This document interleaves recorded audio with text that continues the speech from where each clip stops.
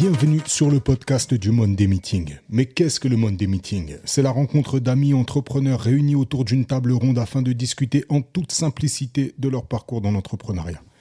Et pour ce faire, je suis toujours en compagnie de mes deux fidèles comparses et associés. J'ai nommé Félix. Yes. Et j'ai nommé Serge. Salut la poinçonneuse. Comment allez-vous ? Ça va. Comme un lundi. Comme un lundi. Impeccable. Comment ça va ? Ouais, moi ça va très bien. Ça va très bien. Ça va. Ça va. Il y a eu un petit coup de fatigue, mais j'ai su prendre le repos en temps et en heure. Bien. Pas mal, hein. Propre. Eh ben, démarrons cet épisode. Quel entrain. Démarrons cet épisode. C'est la première. Non, c'est pas la première fois, mais aujourd'hui particulièrement, on enregistre un lundi, donc on est carrément dans le Monday Meeting. Ouais. Voilà. Mais on va pas faire un vrai Monday Meeting. Exactement. On va se faire un petit question-réponse aujourd'hui. Donc on a invité notre charmante esclave à se prêter à la tâche et nous proposer des questions. Et force est de constater que le dénommé ChatGPT se défend plutôt pas mal. D'autant plus qu'il commence à comprendre le truc, qu'il a beaucoup de données sur le podcast et que il commence à savoir quels sont les points qui... C'est vrai qu'il se débrouille vachement mieux sur le tien que sur celui de Félix. Ouais, je lui ai donné pas mal d'infos à ingurgiter, donc il est à fond. Très bien. Il est même piquant parfois.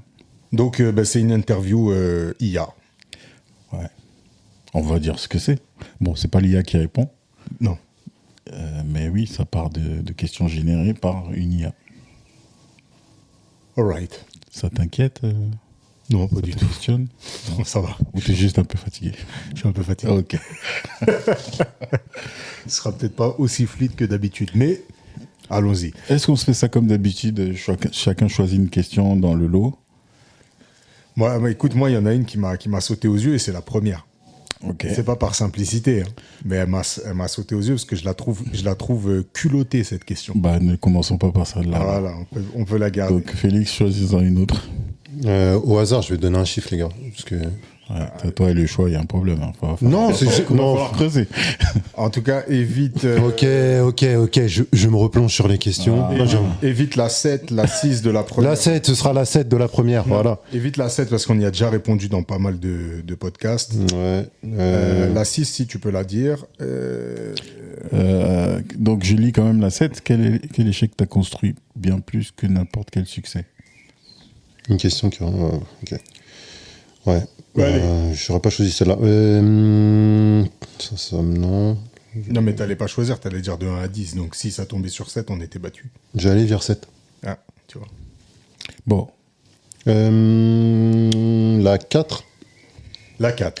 Qu'est-ce que tu refuses de sacrifier, même pour réussir, mais en lumière les limites, les valeurs, les lignes rouges de chacun? Alors, il me semble qu'on y a déjà répondu à ça. Je pense aussi. Question-réponse.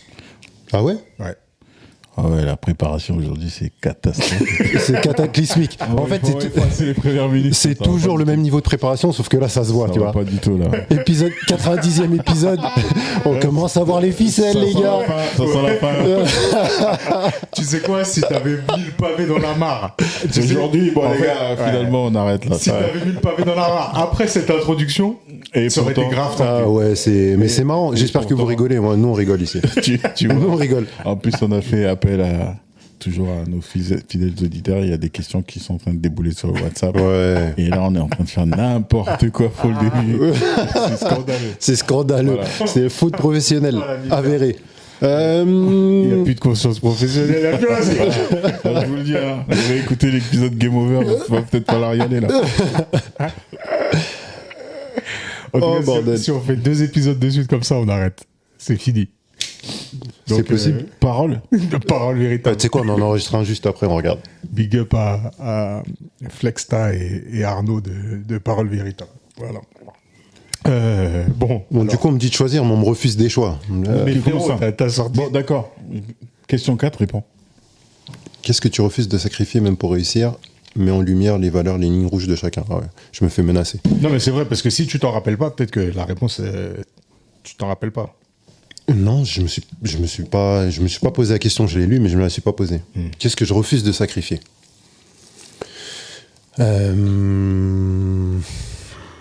Déjà, ils ont mis même pour réussir. Je vois pas dans quelle autre condition ce serait pour sacrifier même pour échouer.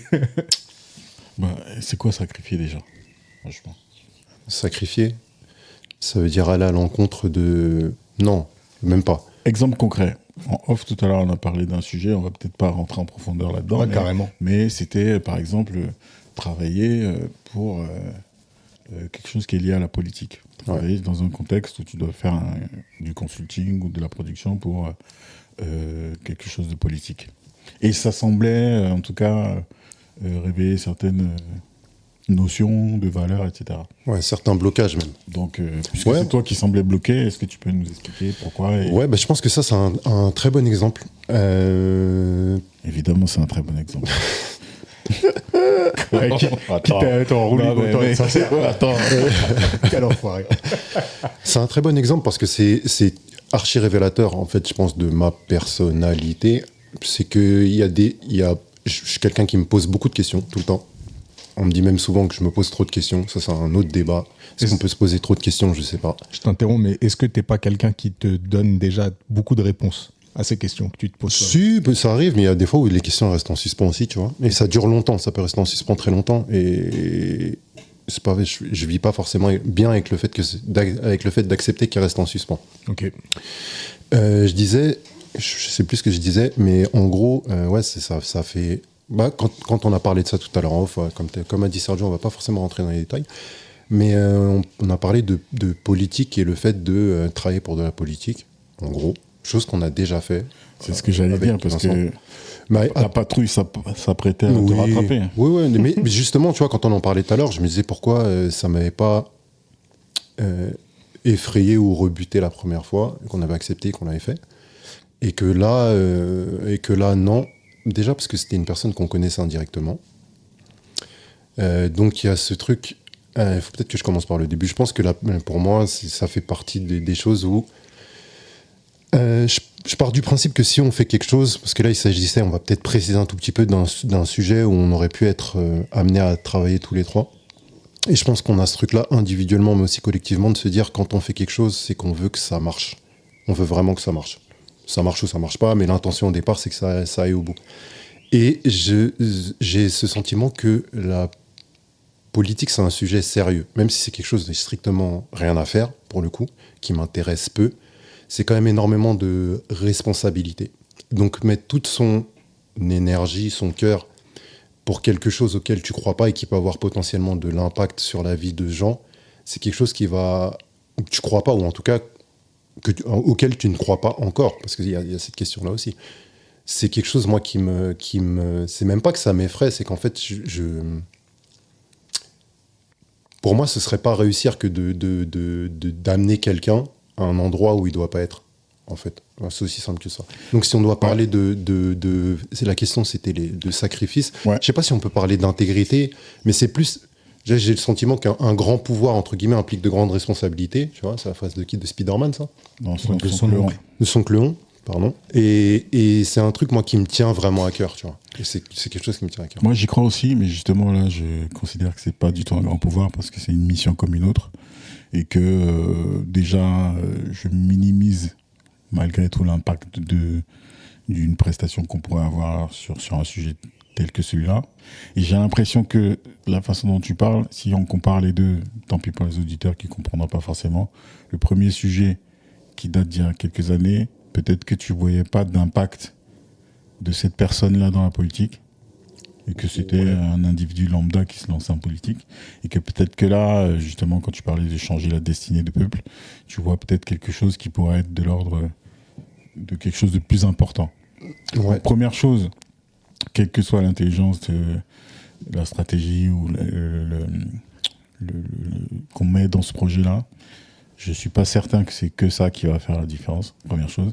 Et deuxième chose, quand tu réfléchis bien à tout ce que tu as pu faire dans ta vie, il y a tellement de sujets sur lesquels tu as travaillé pour certaines entreprises ou autres qui ont un vrai impact que, tu vois, moi, je prends un peu plus de recul, quoi. Je suis assez d'accord avec j'ai fait des des sites pour vendre des chocs à pic pendant des années. Je suis pas sûr que ce soit les céréales les plus clean quoi, du monde. T'as vendu la mort, t'as vendu l'obésité. J'ai travaillé sur des sujets pour Philippe Maurice. Voilà, tu vois. Je pense qu'il y a des trucs moins clean que ça, que j'ai déjà fait et que plein d'autres feront et après moi. Plein d'autres ont fait avant moi. Et si tu réfléchis bien à tout ce que tu fais dans ta vie pour de l'oseille, j'ai l'impression qu'il y a beaucoup de choses qui ont un impact qu'on ne veut pas voir. Alors pourquoi on ne veut pas le voir, c'est la question qu'il faut se poser, mais voilà. Ouais, je pense que tu as raison, il y a une question de ne pas vouloir le voir, et il y a aussi la question de sensibilité à certains sujets ou pas, tu vois, parfois. Aussi, parce que comme tu l'as dit il y a quelques années, moi c'était un truc qui me... C'est pas que je voyais pas d'impact, mais si, quelque part c'est ça. En fait, c'est pas des trucs qui me paraissaient... ça me touchait pas, en fait, tu vois. Au même titre que... je sais pas si c'est au même titre, mais ouais, il y a des sujets qui nous sur lesquels ça fait un... Il y a un écho négatif tout de suite, tu vois. Et il y en a d'autres où pas du tout. Mais ça, c'est encore une fois, c'est une question de sensibilité, je pense. Il y a un truc dont on parlait il y a quelques jours. Et je disais, chaque euro que tu dépenses, c'est un vote pour le monde que tu imagines. Et en vrai, quand tu achètes un bonbon Haribo à ton enfant, est-ce que c'est un beau geste, ça, tu vois? Il y a beaucoup de choses que tu fais dans les choix que tu fais, dans les choses que tu achètes, etc. Si tu réfléchis bien à l'impact de l'argent que tu mets dans ce genre de choses, que ce soit du vêtement, de la bouffe ou même un voyage, je pense qu'on n'y réfléchit pas, parce que si tu commences à vraiment réfléchir à toutes les actions que tu fais dans ta vie, il y en a forcément qui sont pas super cool, quoi. Ouais, c'est sûr qu'il y a plein de trucs sur lesquels on a une forme de déni. Exactement. Et on compose avec, et voilà. Et là, du coup, si tu veux, pour moi, c'est une forme d'honnêteté vis-à-vis de ça, que de dire, si je travaille sur un sujet qui est lié à la politique, comme plein de gens l'ont fait, on en rigolait tout à l'heure en évoquant l'affaire Big Malion, etc. Ouais. Là, on arrive dans les extrêmes des extrêmes, et c'est peut-être ça qui tout de suite te fait voir un truc qui n'est pas lié à des valeurs qui sont clean et nettes. Mais en vrai, la politique, c'est du marketing. Et on en a parlé dans l'épisode précédent. Quand aujourd'hui, tu vois comment les gens se déplacent un peu sur l'échiquier politique, c'est que du positionnement, en fait. Et qui dit ça, dit des équipes qui sont derrière pour travailler l'image, travailler la communication, etc. Et c'est pas des gens qui sont dans la politique, c'est des experts de la communication. Donc s'il y a un billet à prendre là-dessus, c'est peut-être pas ce qui va m'inspirer le plus, et c'est peut-être pas ça que je vais aller chercher, mais si ça me tombe dessus, excuse-moi, je prends le billet. Hein. Ouais. Et toi, dans ce truc-là, c'est quoi? C'est le système politique qui te convient pas? Ou bien c'est la personne en elle-même et ce qu'elle pourrait incarner? C'est-à-dire que qu'importe le politique, ou alors tu pourrais largement être dans la politique, mais ce serait... enfin, c'est même pas être dans la politique, c'est-à-dire mettre ton expertise au service de la politique pour quelqu'un que tu aurais identifié valable. Ou qui je pense que c'est plutôt ça, tu vois. En fait, c'est comme tu l'as dit, la personne, je l'ai dit tout à l'heure, moi, la personne, je la connais pas. La question que je t'ai posée, c'est est-ce que toi, tu as cru à ce qu'il t'a dit? C'est la seule question que je t'ai posée. C'est-à-dire que, en fait, moi, c'est plus une question de ça, c'est... Encore une fois, si tu mets ton expertise au service de quelque chose de cette envergure, sur un sujet qui me touche moi, je reviens sur ce que disait Sergio, tu vois, il faut que ce soit quelqu'un auquel je crois, tu vois, ou je pense en tout cas, qui est bien intentionné. Ça veut pas dire qu'il va y arriver, ça veut pas dire qu'il va, tu vois. Et si, comme moi, tu crois en personne? Ah, bonne question. Si t'es en mode Dr House, tout le monde ment. Ce que j'ai déjà dit, en fait, hein, pour moi, par rapport à ce que je viens d'exprimer, la façon dont les gens se positionnent. Alors, il y a politique et politique, c'est-à-dire qu'il y a des gens qui sont vraiment dans l'action, les territoires, etc., qui vont faire des choses concrètes. Mais dès qu'on se rapproche du pouvoir, j'ai l'impression qu'il faut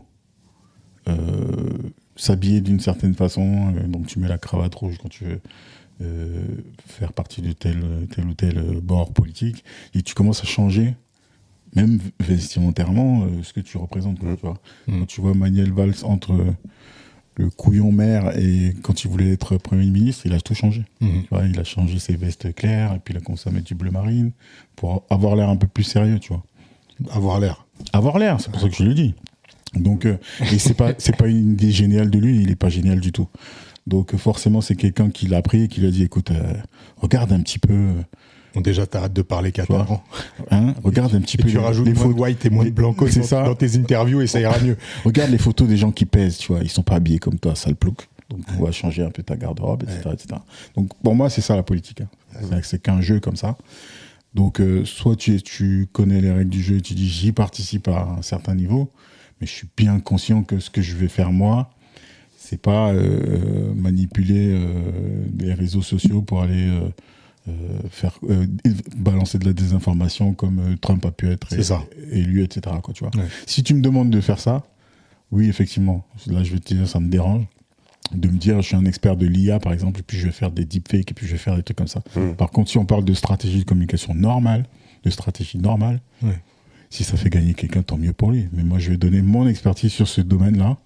Puis lui, s'il veut aller emprisonner les foules et puis tabasser des manifestants, c'est pas mon problème à moi, quoi. Ok.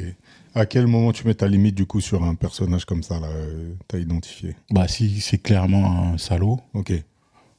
Si c'est un bord politique dont les discours ne me conviennent pas, forcément, non. Ouais. Ok. Donc toi, sacrifice que tu pourrais pas faire, c'est l'intégrité. Ouais. Mais l'intégrité, tu vois, c'est dur de dire ça comme ça. Parce que si je réfléchis dans ma vie, il y a peut-être des fois où j'ai pas été intègre, tu vois. Certainement, même, très certainement. Mais là, pour le coup, si on me pose la question sur ce sujet-là, je sais que c'est plutôt catégorique, tu vois. Sauf si je rencontre cette personne et que je me dis, ah ouais, peut-être un gars qui veut vraiment faire les choses, tu vois. Ouais. Tu vois, c'est aussi simple que ça, en vrai. Bah, concrètement, si on va dans le détail, on va se dire, bon, ok, si Marine vient, je vais lui dire gentiment de... Non, je vais rien lui dire. Sois poli.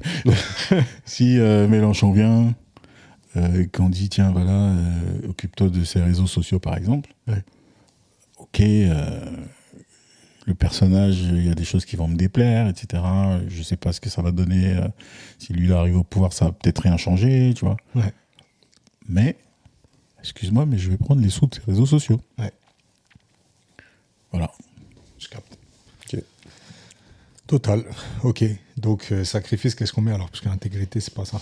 Non, enfin, je sais pas si c'est pas ça, mais. C'est trop.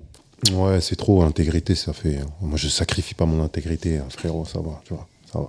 Ouais. Ça va. Pas non plus. Pas se faire passer pour qui on n'est pas, tu vois. Le mot. Tes valeurs. Ouais, on peut dire ça comme ça. Tes principes. Ouais. La nuance est fine. La nuance est fine. La nuance est fine. Ouais, attention avec les principes. Quand tu lis bien la question, il y a limite, valeur, ligne rouge. Donc ouais, effectivement, s'il y a un truc que tu identifies comme pas bien du tout, pas cool, vraiment contraire à tes valeurs, bon, ça nécessite quand même de s'interroger là-dessus, quoi, tu vois. Mais en vrai, comme j'ai donné plein d'exemples là. C'est difficile quand même.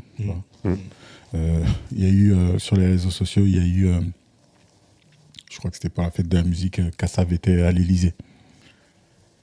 Donc il y a plein de gens qui ont dit mais attendez, Kassav qui défend le créole, qui défend les valeurs des Outre-mer, etc.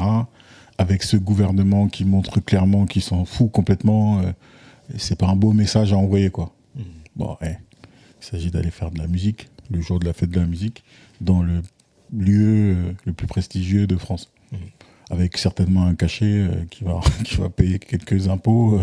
Voilà. Donc, je dis pas que je suis pour ou contre, mais ça questionne quand même, quoi, tu vois. Ouais. Est-ce que toi-même qui dis ouais, machin, Kassav ci, Kassav ça, est-ce que tu aurais refusé? Merci. Ouais, c'est ce que j'allais dire. Je suis ni pour ni contre, mais alors je suis encore moins pour aller foutre un message. Voilà, tu vois.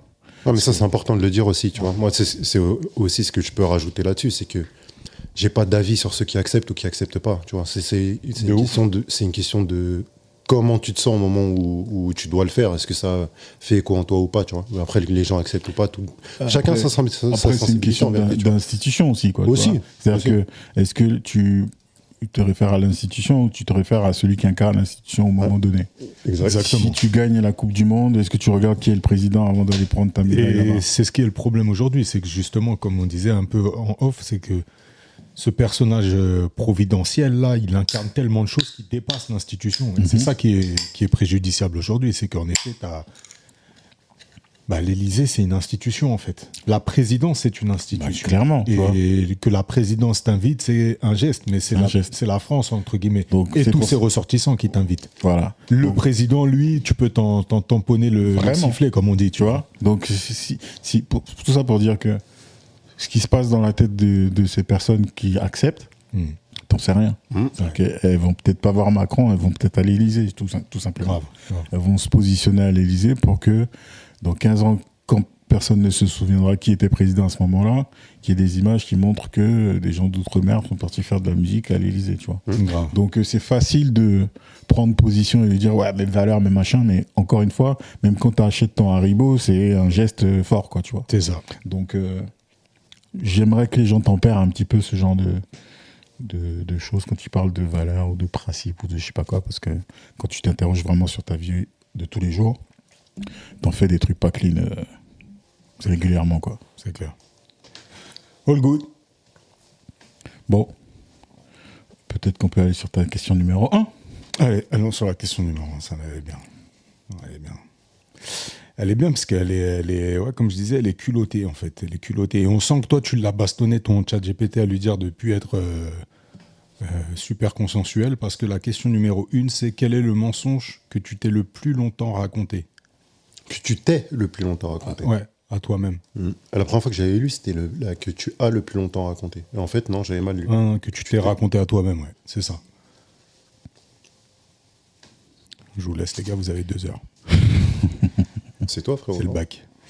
On répond à sa propre question. Je sais pas, moi, apparemment, c'était... Nous, on y avait déjà répondu dans notre épisode, on s'en rappelait. Peut-être que tu t'es juste fait entuber, Félix. Non, c'est...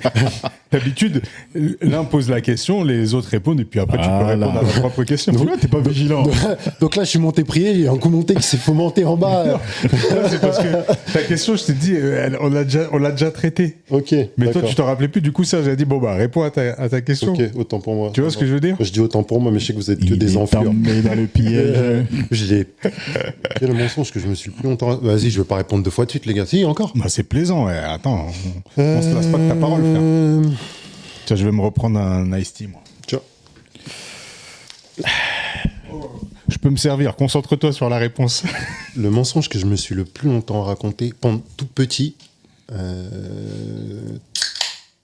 même pas tout petit, si, jusqu'à tard, jusqu'à peut-être l'adolescence, où j'ai un peu avant l'adolescence, où j'ai accepté cette partie de moi. J'ai essayé de me convaincre que j'étais dur, au sens sans émotion, tu vois. J'ai essayé de m'en convaincre et j'ai essayé d'en convaincre les autres. Ça, c'est un truc que j'ai accepté maintenant. Ça veut pas dire que le fait d'être un hypersensible, super sensible, peu importe comment on appelle ça, c'est un truc que j'ai accepté maintenant. Est-ce que c'est facile à vivre au quotidien? Non. Mais c'est un truc que j'ai essayé de me convaincre du contraire pendant très très longtemps.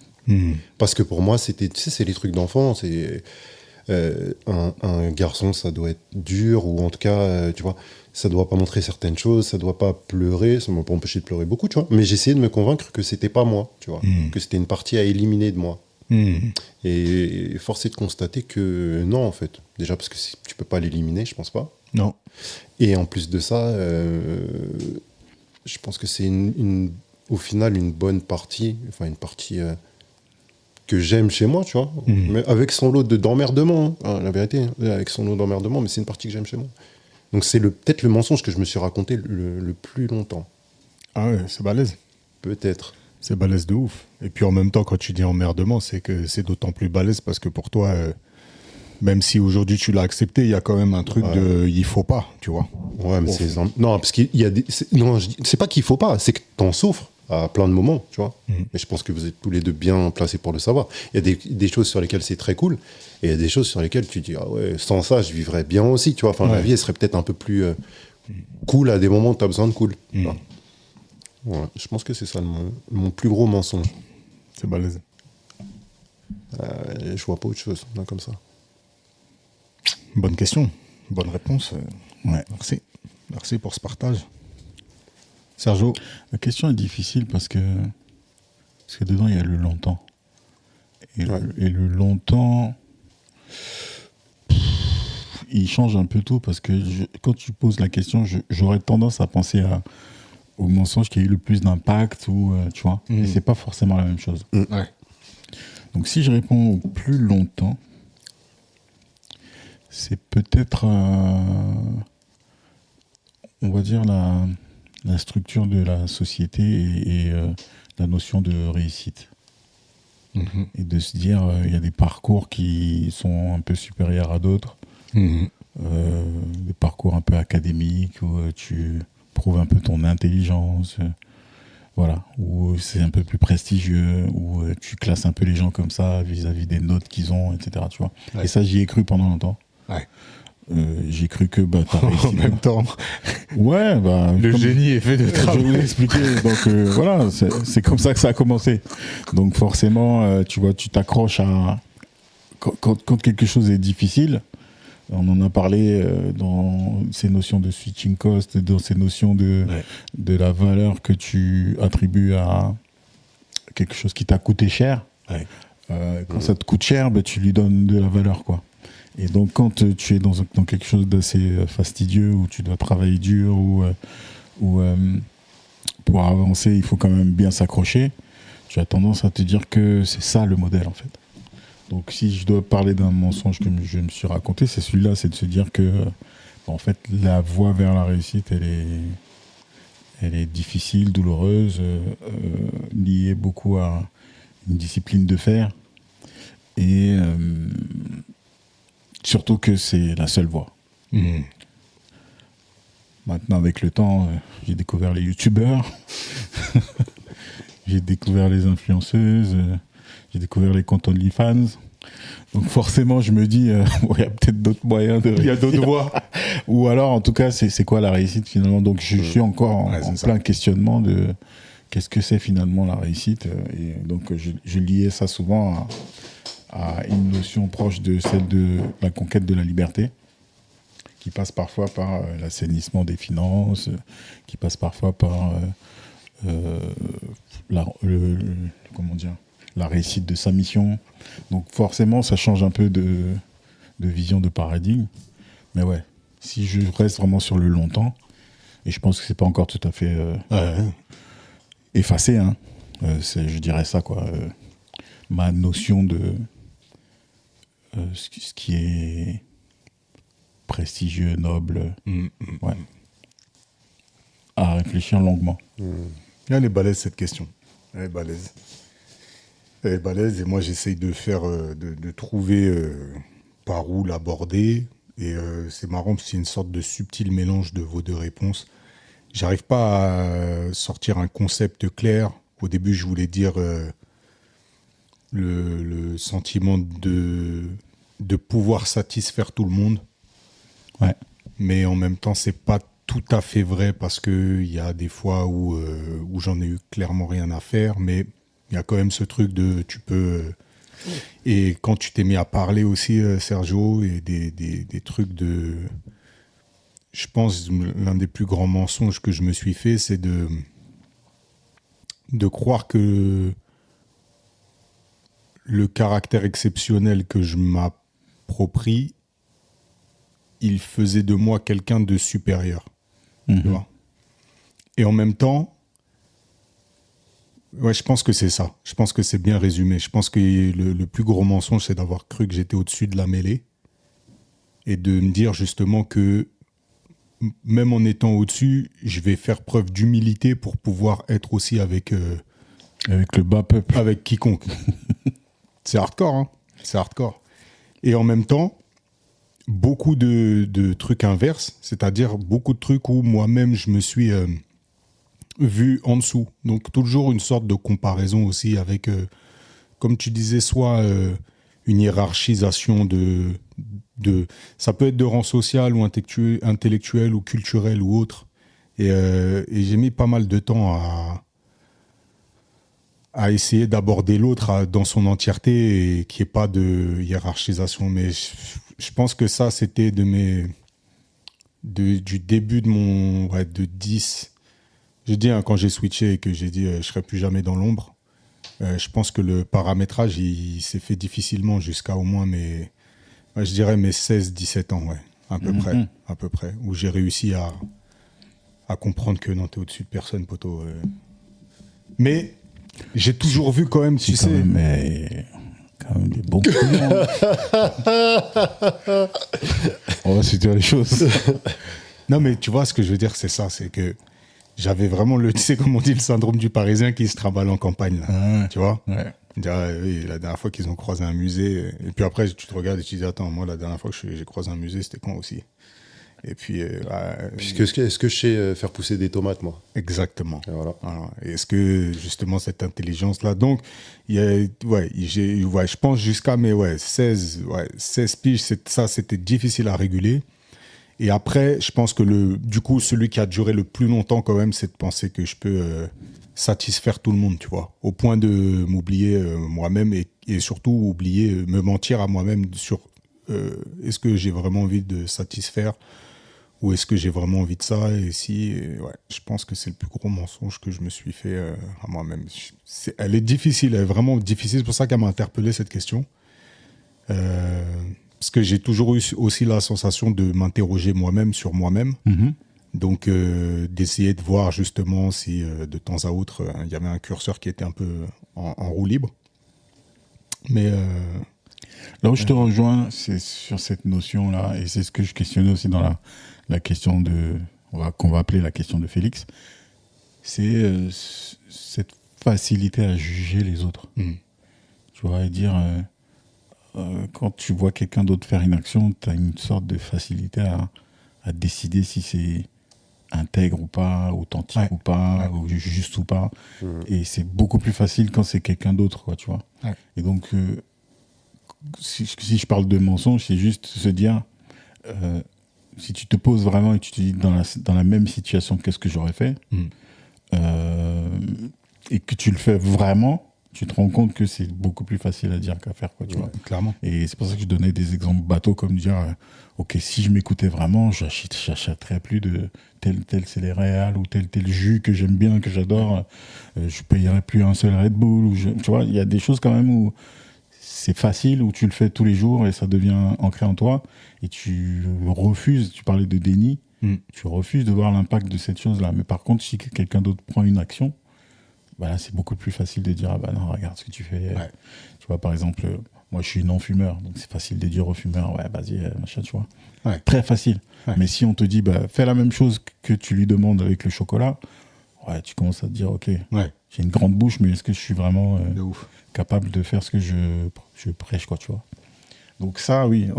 Du coup, pour pouvoir continuer à juger les autres, t'es devenu intransigeant envers toi-même. Ah bah...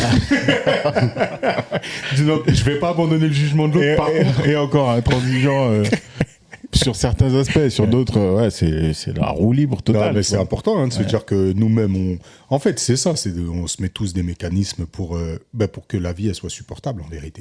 Tu vois.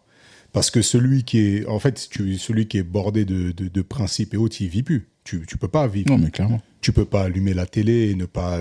tu vois, ça, c'est le truc aussi qui est mis en exergue par les réseaux sociaux, c'est que on va te demander de t'insurger, mais du coup, tu t'insurges de quoi? De tout. Ouais. Il n'y a rien qui peut te laisser, entre guillemets, si tu mets le doigt dedans. Excusez-moi. Insurger, ça veut dire quoi? Je fais une story. Non, mais c'est ça. C'est ça. Faire pendre. C'est ça. Tu vois, je fais une story et puis je vais mettre un joli effet là, ça va clignoter, alerte. Et après, tu retournes. Je vais mettre un drapeau. Je vais mettre un drapeau et avec une larme. Voilà. Donc, non. Et puis en plus, aujourd'hui, mais t'as pas mis de story. T'es bizarre, toi. Ouais, c'est vrai que c'est une grosse insurrection ce que vous faites. Ça va changer le monde. Limite, si le silence aujourd'hui, il n'a pas plus de poids clairement. Que de foutre. Donc, encore un autre sujet. Je rebondis juste sur ces stories parce que moi, c'est un truc qui m'horripile.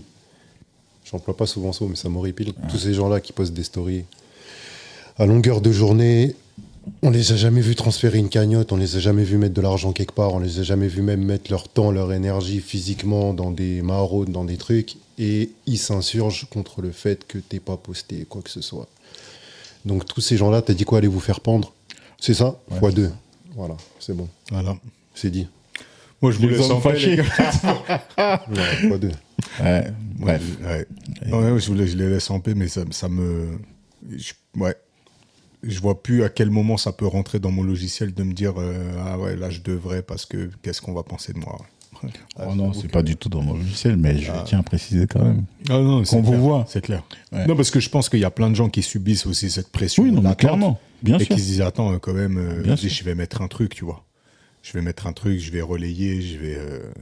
Après, s'il y a des sujets qui te touchent et que tu as envie d'en parler et que tu as envie que ça ouvre des débats, fais-le. Tu Ouais, vois. je pense que ça se fait instinctivement. Mais- Moi, je dois pas l'avoir en tête, mais j'ai dû foutre en story des trucs qui me C'est parlaient sûr. et tout ça. Non, mais tu sais, en parlant de ça, il y a un truc qui vient de me revenir. J'ai déjà reçu un message il y a quelques années d'une personne dans mes contacts Instagram qui m'envoie un message qui me dit: ah ouais, tu sais, j'ai vu que dans les personnes que tu follow, il y a telle personne qui est dans une sauce en ce moment parce qu'elle a fait je sais plus quoi sur les réseaux. Hmm. Je dis, et donc quoi? Donc quoi, je clique sur quoi? Supprimer, unfollow. Pourquoi en fait? Pour un truc qui vient de démarrer, je suis pas au courant. Ouais. Et on en rigolait, on s'envoyait des messages sur ce qu'il a fait comme expérience sociale SAMS récemment, Hmm. où il s'est fait tuer pendant 10 Magnifique. jours, Magnifique. pour à la fin que tout le monde se rende compte que c'était complètement écrit, Ouais. un coup de génie, effectivement. De Tu vois, malade. où, en fait, justement, tu réveilles tous ces ressorts là où tout le monde a un avis Tout le monde. pour pendre l'autre rapidement par rapport à un truc qu'il a fait. Et t'imagines, ça veut dire qu'ils sont prêts à confronter un tiers Ouais. pour lui dire t'es juste dans ses follow, quoi. Ça Non, veut dire clairement. que t'as pas réagi en temps et en heure Non. face à une sauce. Ça veut dire que toi, t'es associé à la Mais- sauce qui sûrement est rien du tout. Qui est certainement rien du tout, et c'est pas comme si c'est quelqu'un dont je postais le travail ou quoi, Ouais. tu vois. C'est juste la personne est dans mes contacts. Ouais. Donc tu as été sur son compte, tu as vu Serge, je suis je sais pas qui, et ça y est, donc tu me demandes en fait de retirer cette personne de mes followers. Mais c'est exactement ces mécanismes qui Ouais, nous non. poussent à devenir très radical. Parce que même là, quand j'entends ça, tu sais, ça commence à, tu sais, ça monte et tu te dis, t'as envie de répondre à la personne, je sais pas c'est quoi la sauce, mais ah ouais, il est dans telle sauce, bah ouais, bah je valide, qu'est-ce qu'il y a? Ouais. Et en fait, c'est ce qui se passe avec tous les mouvements, que ce soit le féminisme, l'environnement, que ce soit la politique. C'est-à-dire que comme on t'apostrophe, Ouais. toi, si t'es un minimum têtu, mais tu te braques. Non, mais déjà, Tu dis, mais c'est ce que dit Tyson en fait. Tu viendras pas m'apostropher dans la vraie vie. Parce jamais. que tu vas te prendre un pain. Donc, tu es derrière ton écran, tu te permets de m'interpeller sur un sujet Ouais, c'est ça. qui ne te concerne pas. Et tu vois, ça te donne envie de... C'est ça, devenir un... En fait, ça te rebute. Tu peux pas créer la discussion. Très Si difficile. on vient de dire, ah, mais ton bilan carbone, ouais, et en fait, c'est quoi? T'es en train de me remettre en question, moi, ma façon de voyager. Mais Ouais. t'as pris conscience de pourquoi je voyage, de pourquoi pas, de c'est quoi le truc, de ceci, cela. Ah, c'est difficile. Et tu poses un jugement à travers une vieille question, bah, tu sais quoi, nique sa mère, la planète.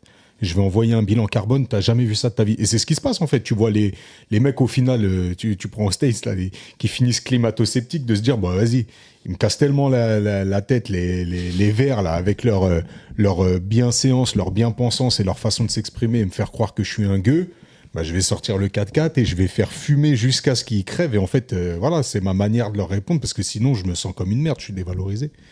Donc, bon, à tous les insurgés, Ouais. détendez-vous. Au revoir. Détendez-vous. En tout cas, apprenez à parler avec bienveillance. Très bien. Eh ben, Ouais, ça- Il y avait un ça- sac à ça- vider, les gars. Ça Voilà. chauffe le moteur. Ouais, il a commencé par. Ouais, moi, je vais les laisser tranquilles. Ouais. Alors que c'est le pire. Donc, on a quelques questions d'auditeurs. Je vais en prendre une. Dans certaines cultures, les défis sont perçus comme des occasions de grandir et accueillis avec gratitude. Alors que dans notre société occidentale, on met souvent l'accent sur la difficulté et la souffrance.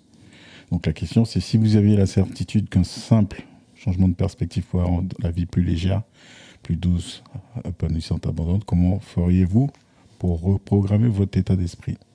frérot, tu peux répéter le recommence. début de la Ouais. question. J'étais dans une pensée qui... Ouais, pensée profonde. Ouais. En gros, il y a des cultures où le défi est perçu comme une occasion de grandir. Mhm. Et donc, c'est quelque chose d'accueillir avec gratitude. dans notre société, donc c'est le point de vue de la personne qui pose la question, Ouais. en Occident, c'est souvent la difficulté et la souffrance. C'est un peu ce que je disais dans la question précédente sur le mensonge que je me suis raconté aussi. C'est il faut que ça soit... La dureté crée la valeur. Dur, voilà. Ouais. Donc si tu pouvais... Déjà, si tu y crois à ça et que tu veux changer un peu de perspective, qu'est-ce que tu prendrais comme action pour te reprogrammer? Bah là, moi, je vais répondre parce que c'est le gros du travail que j'ai fait sur moi-même, en gros. Ouais. De comprendre qu'un défi n'est pas égal à une souffrance et qu'une souffrance n'est pas égale à la valeur. Et ce que j'en tire, c'est que en fait, maintenant, donc ma pensée maintenant aujourd'hui, c'est que les défis ils sont d'autant plus intéressants à relever quand justement tu n'es pas obligé de passer par cette souffrance. Ça, c'est comme ça que je me reprogramme. Au jour le jour, j'ai encore plein de mécanismes qui me font kiffer être dans la souffrance. Je disais, j'ai eu un mois de juin particulièrement hardcore au niveau du travail et on a été élevé dans un cadre où on parle toujours de la semaine de travail en heures. Ouais. Voilà. Et j'ai senti, entre guillemets, une sorte de fierté, de valeur quand je voyais que tu as des semaines à 80 heures, tu vois. Et sauf que maintenant, je le vois, ça. Maintenant, je le vois et je me dis, tu as eu une semaine à 80 heures, tu sais ce que tu vas faire la semaine prochaine? Tu vas faire une semaine à un peu moins d'heures. J'aime bien le petit sourire. Je vais pas me mentir ici à moi-même. La semaine d'après, elle était plus cool. En tout cas, il va y avoir... En tout cas, ce que j'essaye de faire, c'est de me dire que ressens pas de la fierté pour le nombre d'heures que tu as passé, ressens plutôt de la fierté comme c'est un critère de réussite qu'il y a de plus en plus de gens qui t'appellent, qui ont envie de travailler avec toi. Ça, c'est d'une chose. Et surtout, fais en sorte que chacune de ces expériences-là, tu minimises pas le coût personnel et à l'intérieur, tu essayes d'y intégrer du plaisir, tu vois. Donc, ça passe par une meilleure relation avec les gens avec lesquels je suis amené à travailler. Ouais. Ça passe par être beaucoup plus moi-même et ne pas hésiter à exprimer justement, moi, mes limites aussi. Et ne pas se dire, je prends toute la charge de ce que l'autre me renvoie et je l'accepte parce que de toute façon, je peux la supporter. Et plus je la supporte, plus je suis valeureux. Et ça passe par, en effet, se dire... y a un moment, il faudra réguler, il faudra être dans un truc plus cool. Donc ouais, c'est ma façon d'essayer d'aborder maintenant la vie, c'est de me dire, il y a plein de défis qui sont déjà atroces et qui viendront à toi. Le reste du temps, reste dans ce truc de mouvement, d'avancement et de progression, mais si tu peux le faire avec le sourire et avec délectation, c'est parti. C'est quand même plus cool. Ouais. Mais ça demandait beaucoup de reprogrammation. Et là, les amis... En quoi ça... Est-ce que c'est simple, justement? Parce que là, dans le fond de la question, c'est... en gros, il suffit de changer de point de vue et de perspective pour se dire que... en fait, c'est beaucoup plus simple. En fait, c'est trop... S'il y a un bouton on-off, je demande à celui qui l'a trouvé de me donner la clé, parce que tu vois, il le disait tout à l'heure, c'est-à-dire tu grandis dans un contexte où un homme, ça ne doit pas pleurer, ça ne doit pas... Mais ça, c'est son contexte. Ouais. Par exemple, moi, j'ai grandi dans un autre contexte, où moi, on m'a dit, si tu as besoin de pleurer, pleure, tu vois. Ouais. Mais on m'a livré d'autres choses. Donc lui, il va avancer dans son contexte. Moi, je vais avancer dans mon contexte. Toi, tu vas avancer dans le génie effet de travail. Et ça... Et un peu d'un homme, ça ne pleure pas aussi. Et un homme, ça ne pleure pas. Non, mais après, tu as des vases communicants de bâtards. Hein, et c'est ce qui fait qu'on est tous les trois tous cette table. Mais ce qui est fort là-dedans, c'est qu'il y a quand même des gens qui ont l'audace de venir te dire ça à des funérailles, tu vois. Ouais. On se retrouvera.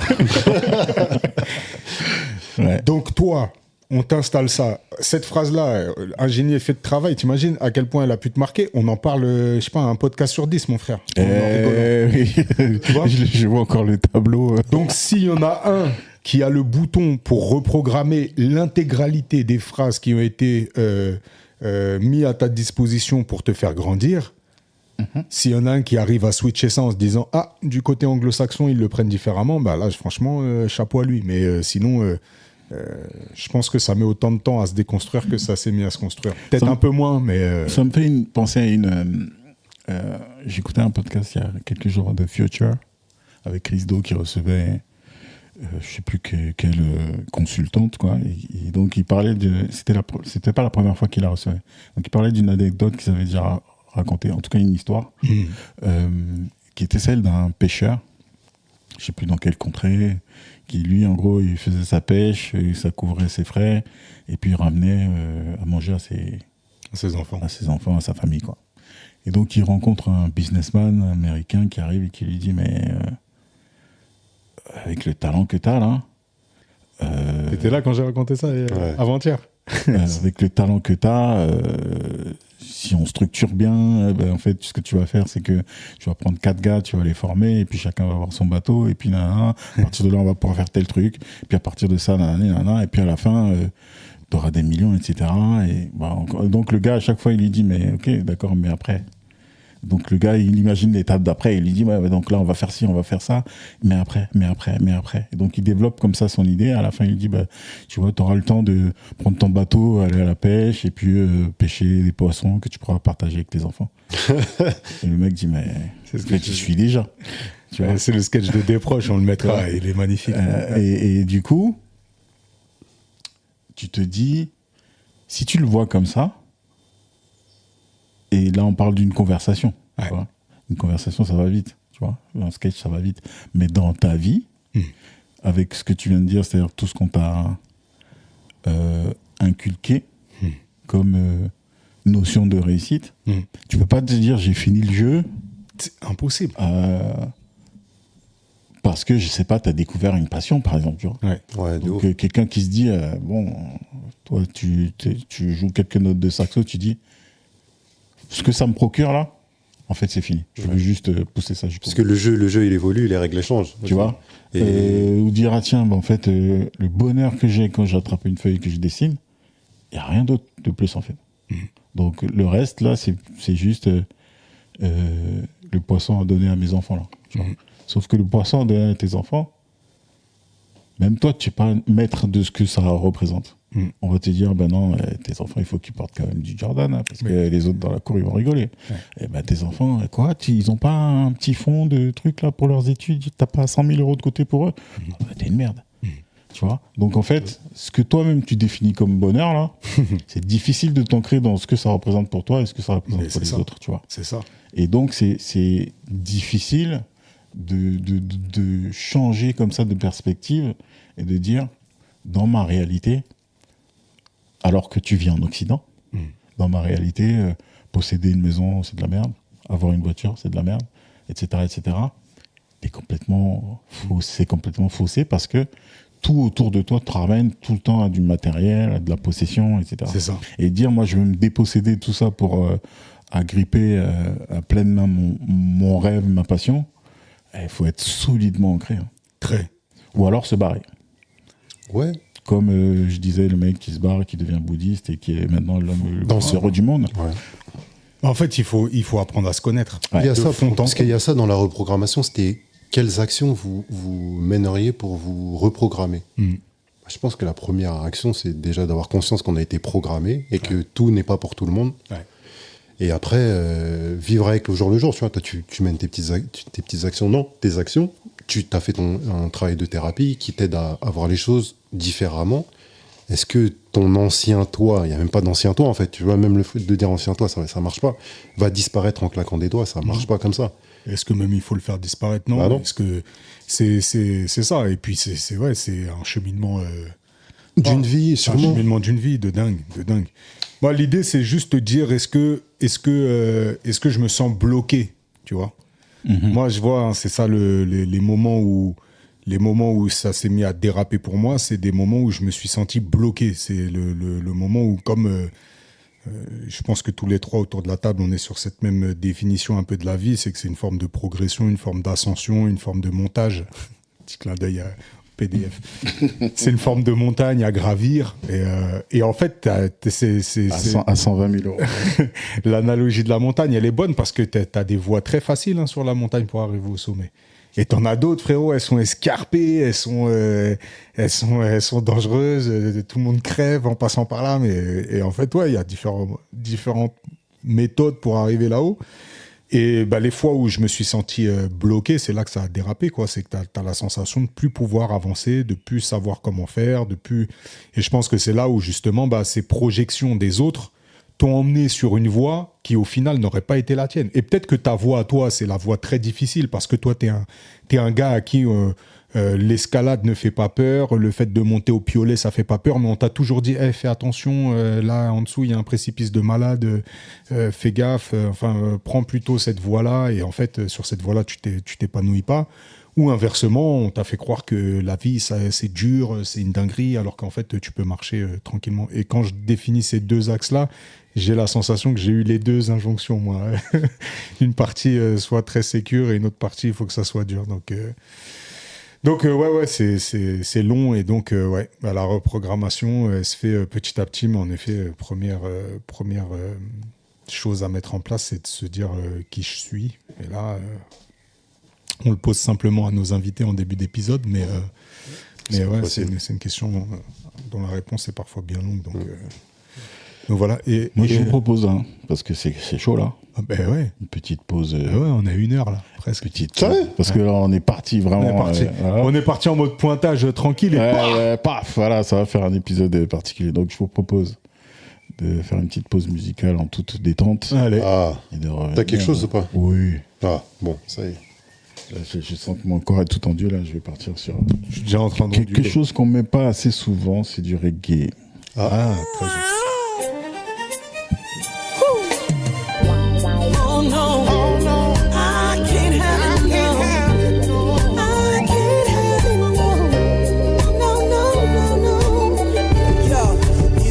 For my name, wasn't for the fame, would you wanna be my main squeeze, baby? If it wasn't for the hype, would you have the time to have an interest in my life? I don't think so, baby. If it wasn't for the diamonds in the pearls, would you wanna share my world? You need not say a word. Here's some questions for your mind. Do you love Rastafari, or even Rastafari life? 'Cause if it's all about the hype, girl, I can't have you in my life. 'Cause I'm that zero just a man, you didn't want in your world. Remember you told me before, I never come to nothing, girl. I never changed my lifestyle at all. See, yet I've seen the world. So tell me, why should I give you all and have you as my one and only girl? Yeah.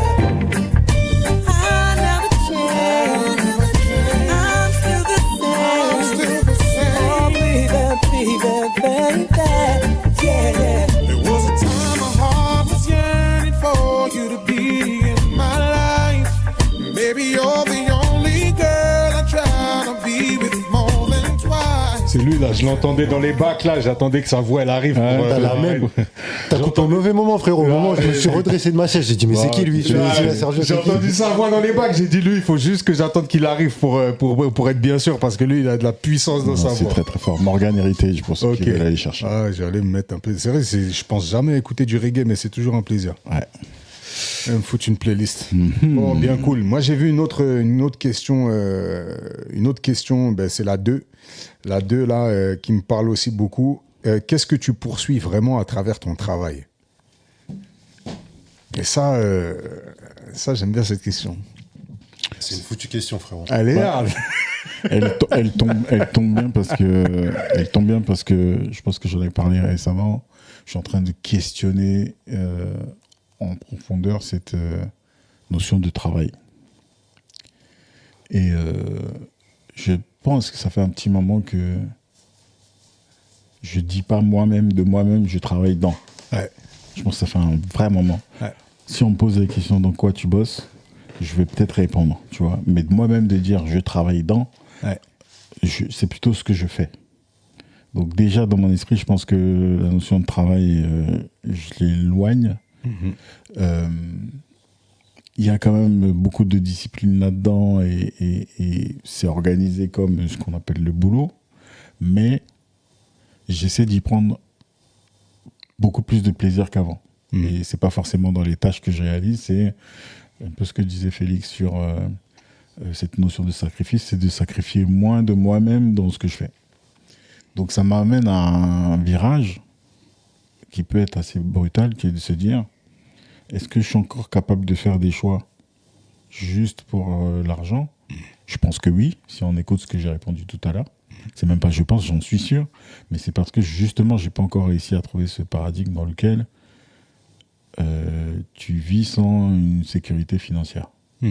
Donc ça veut dire que s'il faut aller travailler en politique ou dans des sujets qui me passionnent pas, je le fais. Comme, mettons, j'ai déjà travaillé pour des sujets pharmaceutiques, etc. Tu vois, sans nommer les labos.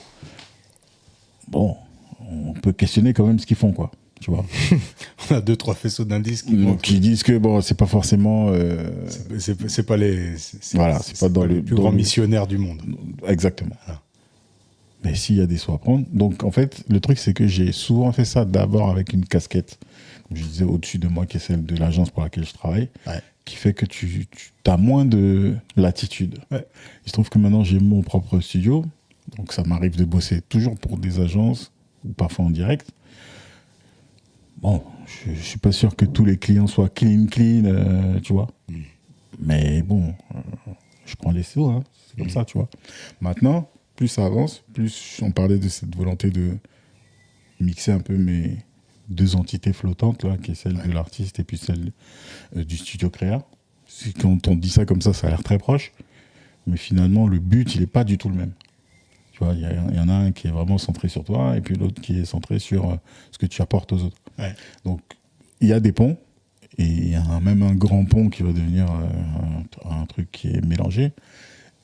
Mais c'est pas si évident que ça. Donc pour moi, pour répondre à la question, c'est plutôt de dire je vais effacer cette notion de travail là et je veux que ça ne soit que des choses qui m'enrichissent dans tous les sens du terme. Donc financièrement aussi. C'est important. C'est important. Félix, qu'est-ce que tu poursuis à travers ton travail ? Bonne question. Merde.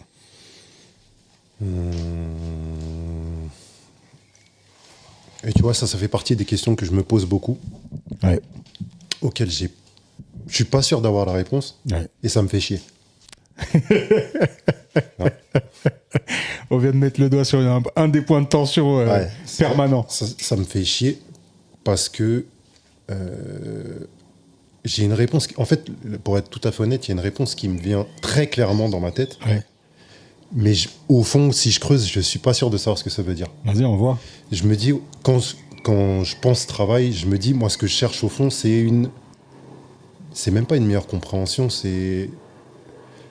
Il y a la question d'apporter une pierre à l'édifice, tu vois, à l'édifice global, à mon échelle à moi, mais à l'édifice global, tu vois, d'amener une forme de cohésion ou de paix ou de...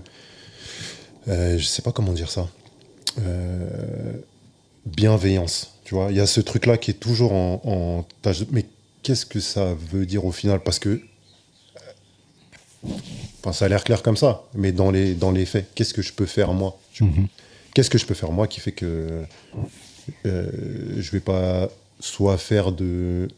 Enfin, je sais pas dans quel moment on reste dans le travail, dans le sens où je sais pas exactement comment arriver à ce but, cette ligne d'arrivée là, en étant payé pour le faire.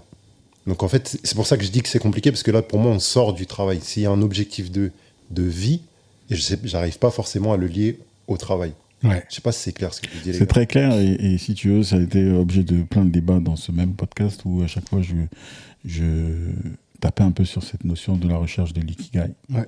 Et en fait, comme j'expliquais, c'est très facile quand tu sépares les différents points. Donc, c'est pourquoi tu es bon, c'est pourquoi tu es payé, tu sais, c'est dans un corner. Et puis, il y a ces notions de est-ce que ça change le monde, est-ce que... Tu vois, donc il y a plein de corners comme ça. Et l'ikigai, c'est au centre et tu dois mixer tout ça.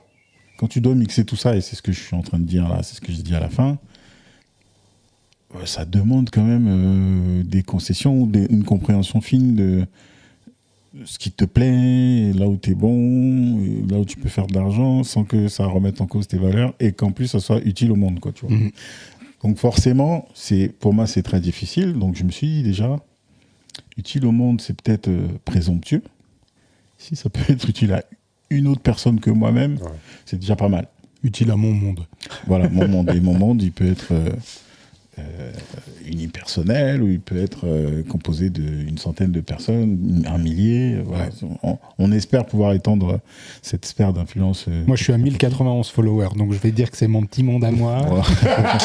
C'est un monde imaginaire, frérot. Si on enlève les bots indiens, russes et compagnie, c'est peut-être plus réduit que tu penses. Tu vois. 191, je suis à 191. C'est ceux qui regardent mes stories, c'est 191 personnes. Tu vois, donc voilà. Bon, c'est pour ça que tu vois, ça me surprend pas la façon dont tu t'interroges. Moi, pendant longtemps, j'ai répondu en disant travail égale souffrance contre argent, argent qui va contribuer à mon bonheur, à ma liberté. Donc tu vas souffrir pour être libre. Et ce que tu veux, c'est moins souffrir en gagnant plus, en étant plus libre, tu vois, jusqu'à ce que la souffrance disparaisse complètement. Donc pour revenir sur la question précédente, je pense pas que ça soit en un clin d'œil, en un claquement de doigts, que tu tournes ton esprit vers quelque chose de plus simple, mais c'est en comprenant tous ces mécanismes qui sont pas que les tiens. C'est encore une fois, tu vis dans cette société-là occidentale qui voit les choses d'une certaine façon. Donc pour s'en affranchir ou en tout cas tourner les choses à ton avantage, ça demande plus que un état d'esprit, je pense. Donc ouais, je comprends ton Il y a de ça, et puis il y a beaucoup de freins aussi, tu vois, de freins ou de barrières, ou peu importe comment on appelle ça. C'est que quand je dis ça, tu peux te dire, ouais, bah, pourquoi t'es pas psy, tu vois? Ouais. Pourquoi t'es pas thérapeute? Pourquoi t'es pas gourou? Pourquoi t'es pas médecin? Pourquoi t'es pas, tu vois, il y a tout un tas de façons. Si t'es gourou, la secte, elle serait rude. Hein. Ah, les adeptes, ils seraient durs. T'es vraiment le fumier que tu pensais être, frérot. Les adeptes, ils seraient durs. Non, mais parce qu'en fait, il y a beaucoup de choses pour arriver à ce truc-là. Il y a beaucoup de choses à déconstruire. De ouf. Tu vois. De ouf. Parce que quand je dis ça, en fait, il y a plein de choses qui semblent évidentes, mais il y en a, pour plein de raisons, ça allait pas pour moi, tu vois. Et là, je dis bien pour moi. Et c'est ces trucs-là où il faut que je me dise, ouais, mais en fait, tu dis que, on en a parlé dans l'épisode précédent, où je disais que finalement, dans mon approche du consulting autour du développement d'entreprise, est-ce que c'était vraiment l'argent qui m'intéressait? Pas forcément. Pourtant, j'ai toujours ce truc en moi qui me dit, mais il faut. Est-ce que c'est au fond, est-ce que c'est vrai, tu vois? Ah, c'est ça. Tu Est-ce vois, que c'est pas encore une injonction extérieure? Et je dis pas que ça l'est pas, mais je sais comment j'aime vivre. Mais pourquoi j'aime vivre comme ça, tu vois, au fond? Et c'est toutes ces questions-là, et c'est pour ça que je dis que c'est une question à laquelle j'ai pas la réponse et que ça me fait chier, parce que c'est une question qui englobe tout un tas d'autres questions qu'il faut déjà accepter de se poser. Ouais. Une fois que tu as accepté de te les poser, auxquelles il faut accepter de répondre honnêtement, là, ça fait déjà 2 freins où là, bon... tu vois. 2 freins qui vont prendre plus que le temps d'aller à l'interrupteur et d'appuyer. Exactement. S'il y en a qui ont l'interrupteur, n'hésitez pas à nous l'envoyer. Moi, le conseil que j'ai, c'est soit tu vas directement et tu vas te confronter à ça le plus rapidement possible, et donc tu passes de l'autre côté de la matrice, comme on dit. Ça peut être douloureux, hein, parce que encore une fois, il y a un certain confort de vivre tel qu'on t'a indiqué que ça marchait, et de mettre un pas devant l'autre en pensant savoir ce que tu fais, parce que c'est comme ça qu'on te l'a expliqué, parce que tous les gens que tu connais ont eu exactement le même parcours. Ah, mais on n'y arrive pas, nous. Bah en fait, le problème c'est que On n'y arrive pas. quand l'âge monte et puis tu regardes aussi, tu analyses bien la façon dont la personne qui a eu le même parcours te raconte ça et te dit que c'est ça qu'il faut faire. Tu te dis, bon, derrière ces mots-là, tu sens quand même une extrême souffrance. Il n'y a rien qui vibre bien. Tu vois, une extrême souffrance de dire, bah oui, c'est comme tout ce que j'ai dit de l'ordre du dogme où on te dit, bah cherche pas trop. C'est comme ça. C'est parce que eux-mêmes, ils ont succombé à ce dogme-là et que c'est plus simple que tout le monde aille directement dans le même panier. Et t'es toujours vu comme un mec bizarre si tu refuses d'aller là-dedans. Maintenant, tout ce que je dis, c'est que on se rapproche quand même de ces âges fatidiques où soit tu as déjà enclenché le truc et tu vas pouvoir t'extraire de cette matrice-là et créer ta propre richesse qui va faire que dans quelques années, tu vas pas te demander comment tu vas faire avec 700 balles ou 800 balles de retraite. C'est maintenant qu'en fait il faut commencer à faire ce genre de move-là. Ou alors, tu attends très longtemps et d'un coup, tu décides qu'on ne se nourrit que d'amour et d'eau fraîche et qu'une petite tunique jaune et bordeaux, ça suffira au Tibet pour vivre autrement. Mais si tu comptes rester dans cette vie-là et tu comptes subvenir aux besoins des enfants que tu as largués sur cette terre, bon, il va falloir prendre des décisions, que ce soit d'un côté ou de l'autre, mais plutôt rapidement, quoi, parce que le virage, c'est comme on parle souvent de ce virage de l'IA, c'est maintenant que ça se passe en fait, c'est pas demain. Donc le petit conseil que j'aurais, c'est de dire prenez votre décision maintenant, quoi. Soit je travaille comme un fou et j'espère que je ne vais pas me faire niquer par Macron, que je vais avoir un semblant de retraite correct. Soit tu cherches un autre Spoiler alerte, vous allez vous faire niquer. Petit spoiler, on a fait les calculs même rapides. Deux têtes, on a fait tête. Voilà. Deux têtes. Au vu de la croissance démographique, il n'y aura pas de retraite. Hein. C'est un bon, petit spoiler. La question, c'est juste à partir de quelle année de naissance tu vas te faire Rodka. Tu sais, on a dit ici qu'on ne donnait pas de conseils. C'est pour ça que je donne toujours les deux voies que moi j'identifie. Il y en a certainement d'autres. Mais voilà, à mon avis, il faut quand même se poser les bonnes questions et le plus rapidement, c'est le mieux. Non, je pense que se poser des questions, c'est important. Maintenant, il faut accepter en effet de se les poser et puis après accepter aussi le fait que la réponse, elle vient pas automatiquement avec la question et que faut chercher. Il faut cheminer. Puis moi, pour cette question-là, qu'est-ce que je poursuis à travers mon travail ? De plus en plus,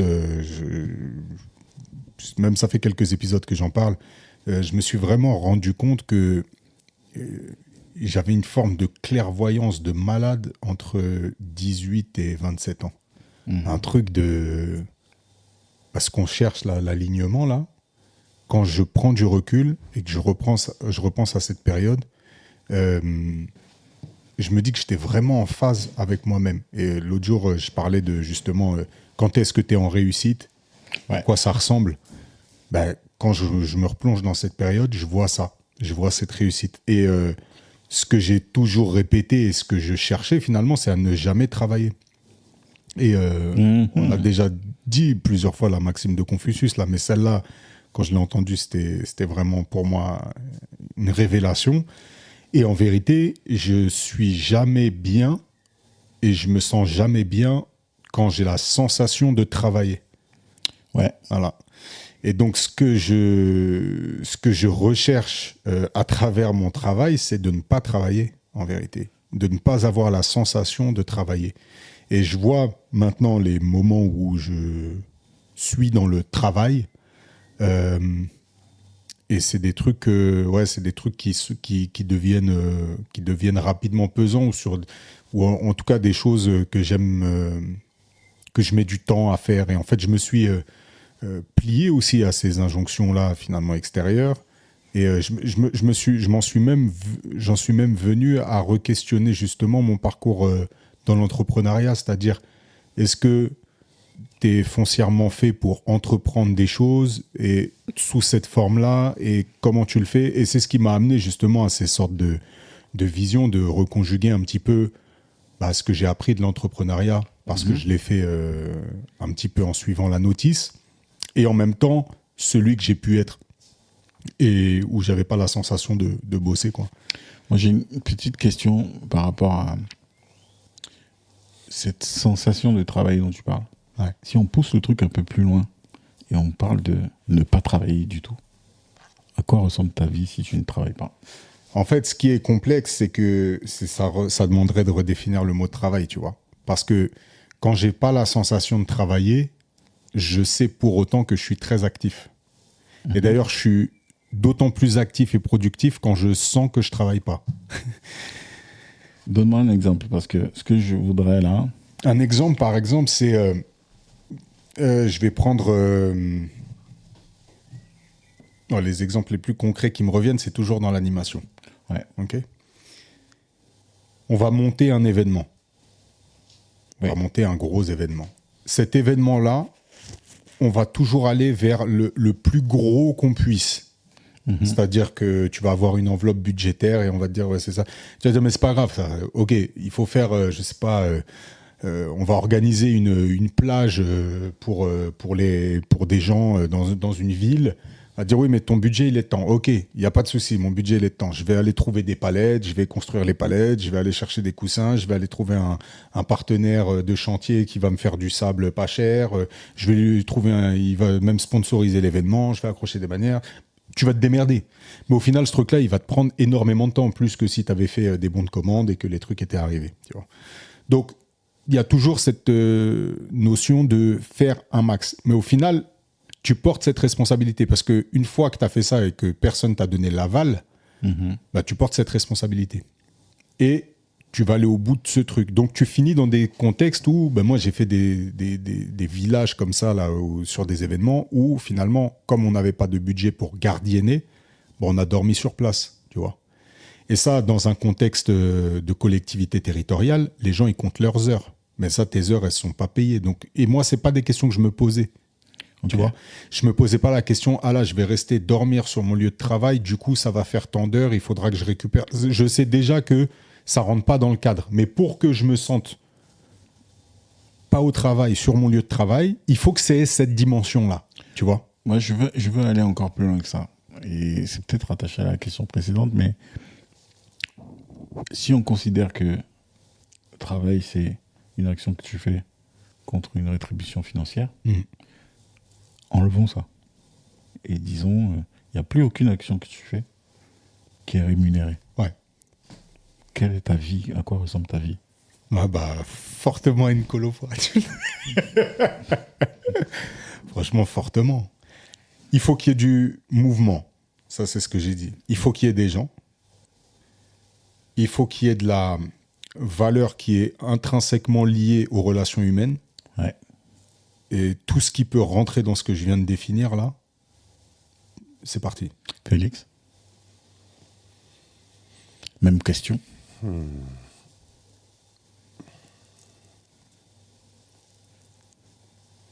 Je pense que je voyage. Je pense que j'apprends des langues le plus possible. Je pense. Qu'est-ce que je fais d'autre s'il y a plus, je suis plus payé pour rien du tout. T'as plus besoin en tout cas. Ouais. Tout ce que tu feras, il y aura pas de rétribution. Ou t'as choisi de ne plus le faire. Ok. Tu dis, j'arrête ce modèle-là, d'essayer d'avoir un salaire tous les mois ou un chiffre d'affaires tous les ans. Je fais ce que je veux. Ce serait bon, hein, putain. Il suffit de se le dire, apparemment. En fait, je voyage, j'apprends des langues, je m'isole aussi, je pense. Ça ressemble à quoi, l'isolement? Ça peut ressembler à... Mais ce que je dis, je voyage, je rencontre des gens et je voyage, je m'isole, en fait. Ok. Ouais. En dehors de tout travail. Là, comme ça, qui me frappe, il y a ça, tu vois. Et je pense qu'il y a ça. Parce que je pars du principe que si je travaille plus, c'est qu'on est libéré de toute contrainte financière. Non, tu te libères. C'est pas le monde à changer. Hein. Non, voilà, alors, okay. Encore une fois, je ne vous demande pas comment vous allez faire, parce que sinon, sinon on coupe le podcast, voyages. On va faire. mais c'est juste, imaginons que tu te dises, ok, l'exercice de la question précédente, j'y ai réussi. Je me décorrèle de ce que ça veut dire, en fait, de travailler pour gagner de l'argent. Et là, je vais faire des choses qui m'animent. Là, tu poursuis quelque chose par ton travail. Exactement. Tu poursuis réellement. Et en fait, tu enlèves justement cette notion de travail, là. Qu'est-ce que tu poursuis si tu enlèves le travail? Ouais.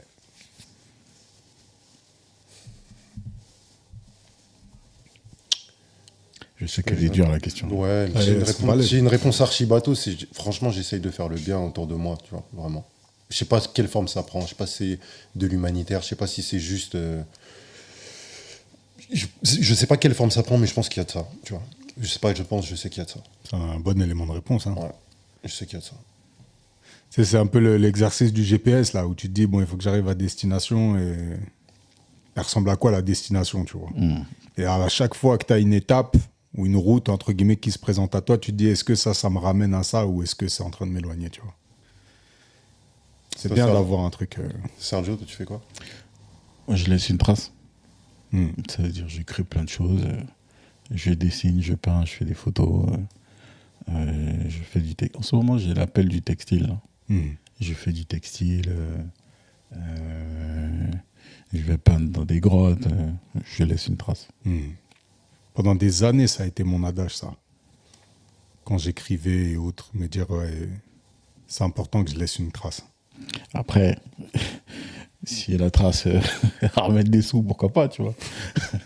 Mais non, là, clairement, si je devais décider tout de suite ce que j'ai envie de faire, ce que je vais poursuivre, c'est vider un peu ma tête sur des supports quels qu'ils soient. Ça tue, les gars. Ça tue. Est-ce que vous avez d'autres questions là, qui vous ont parlé? Moi, c'est les deux qui m'ont vraiment interpellé. Il y en a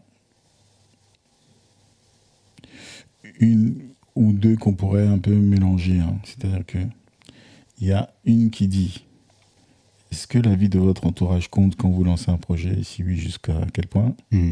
L'avis, AVIS. AVIS, ouais. Évidemment.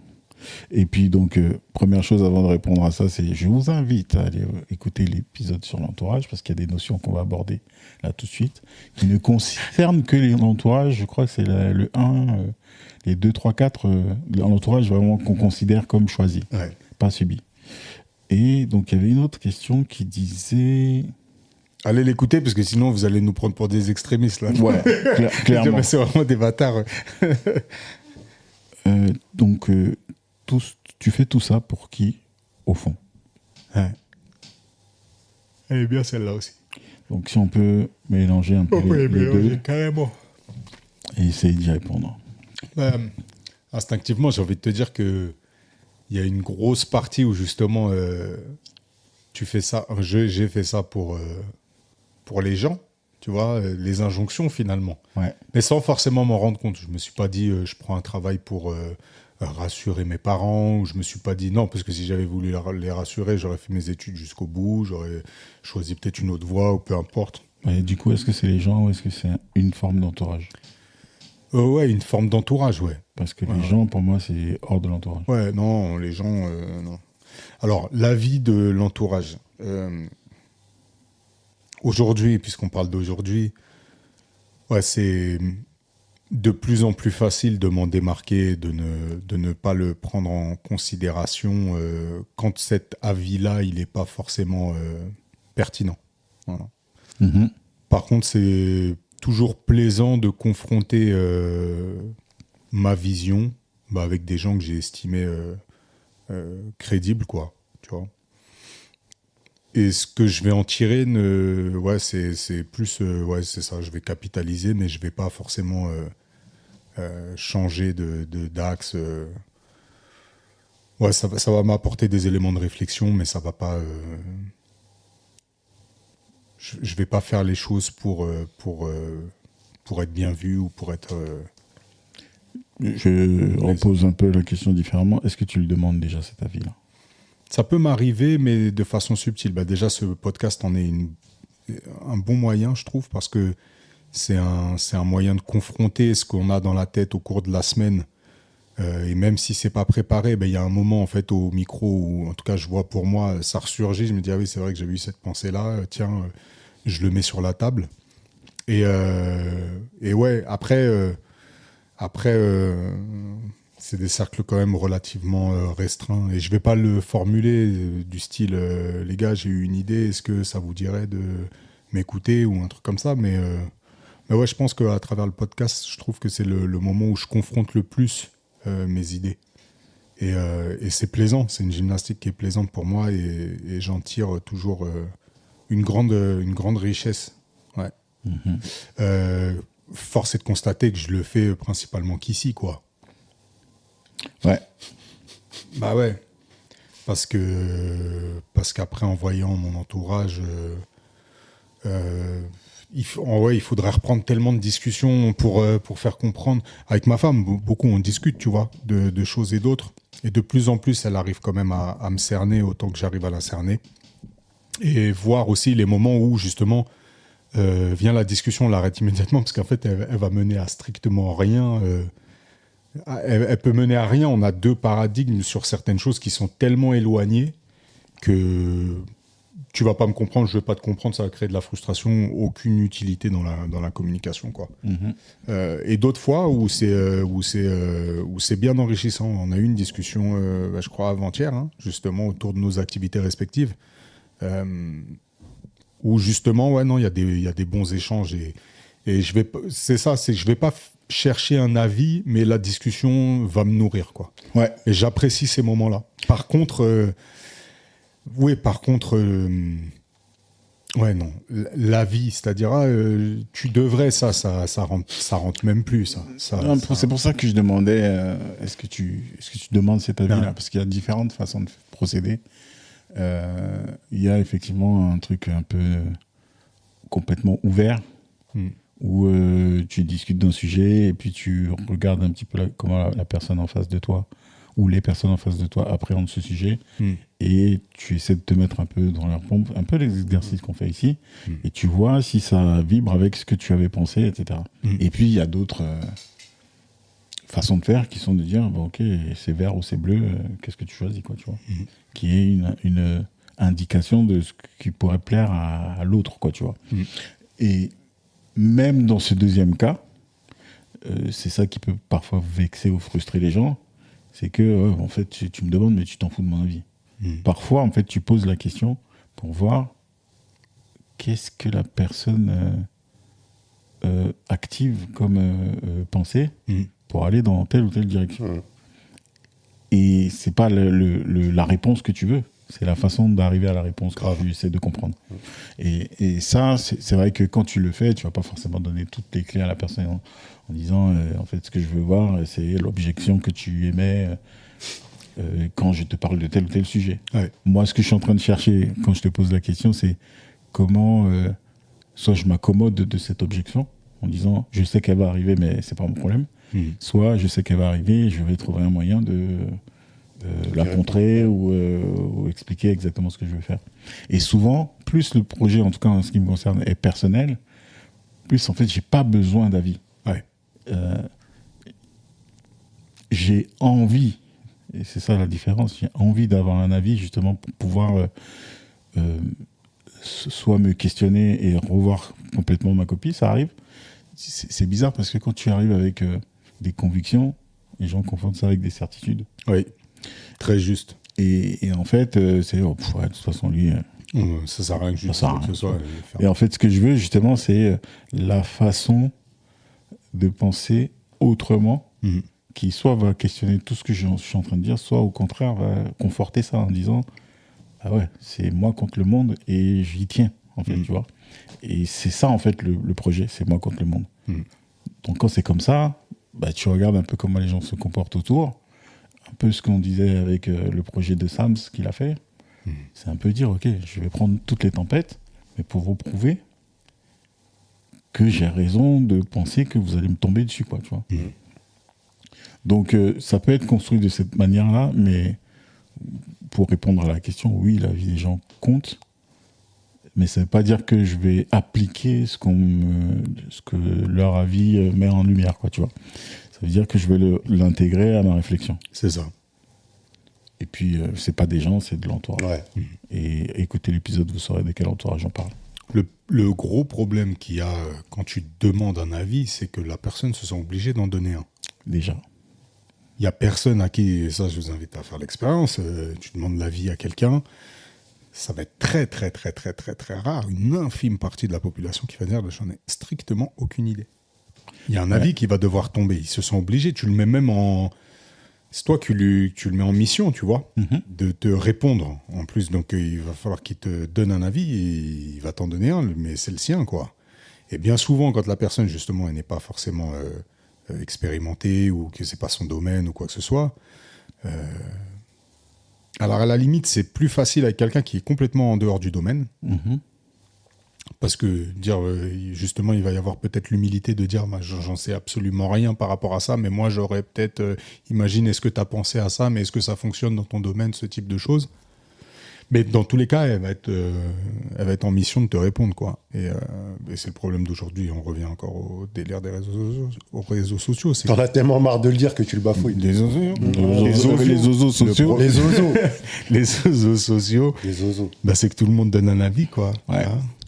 Et parfois, tu vois, ça m'est arrivé il n'y a pas très longtemps, un sujet assez personnel sur lequel j'ai refusé de donner un avis. Ok. En disant justement que mon avis ne compte pas et le fait de le donner, ça serait cautionner le fait qu'un autre avis compte que celui de la personne qui me demande cet avis-là. Ouais. Et donc j'ai refusé de donner un avis sur le sujet en question parce que justement, dans mon esprit, il fallait faire comprendre que c'est trop personnel pour qu'il y ait un regard externe qui puisse faire bouger le curseur à gauche ou à droite, quoi. Mm-hmm. Et c'est vrai que c'est décontenançant parce que c'est comme si tu refusais de donner un coup de main ou tu vois. Ouais. Et parfois, enfin, tu vois, c'est aussi pour ça que je parlais de est-ce que tu le demandes. Je trouve que c'est important déjà de ne donner d'avis que quand on le demande. Et c'est ce qu'on disait au début, hein, les gens qui s'insurgent, qui t'interpellent alors que bon, en fait, je t'ai rien demandé. Ouais. Tu vois. Mais c'est encore plus important d'oser réserver son avis, même quand on te le demande. Tu vois. Et ça, j'en avais pas conscience. C'est-à-dire que tu venais, tu m'exposais un truc de telle sorte que je comprenne que tu veux un avis, je te le donne. Tu vois. Et je te le donne pas de la façon dont tu veux le recevoir, je te le donne tel que je pense. Et avec le temps, plus ça avance, plus je réserve ce type d'avis-là. Et comme je te disais, parfois même, je préfère pas le donner. Ouais. Ou peut-être pas au moment où tu le demandes, parce que c'est peut-être pas le moment où tu es en mesure de l'accueillir. De le recevoir. Ouais. Donc je me félicite pour cet engagement que j'avais pris et que je tiens plus ou moins bien depuis quelques semaines. Alors, bravo. C'est pas facile. Hein. Félix? Est-ce que la vie des gens Il y avait une autre partie de la question, Sergio. Oui. Pour qui tu le fais? Pour qui tu le fais? En vrai, pour qui tu fais ça? Tout Ouais. ça. Ouais. Ouais, tout ça, j'y ai pas répondu, je le fais pour moi. Clairement. Voilà, c'est fait. Est-ce que la vie de mon entourage compte? Oui, clairement. Parce que ce qu'on a déjà défini comme l'entourage, choisi, bienveillant et qui t'apporte quelque chose, quel qu'il soit. Je ne sais pas si on peut le résumer comme ça, si c'est exhaustif ou pas, mais c'est comme ça que ça sort. Ça compte énormément pour moi. Pourquoi? Parce que j'ai choisi d'avoir un entourage comme ça, très restreint.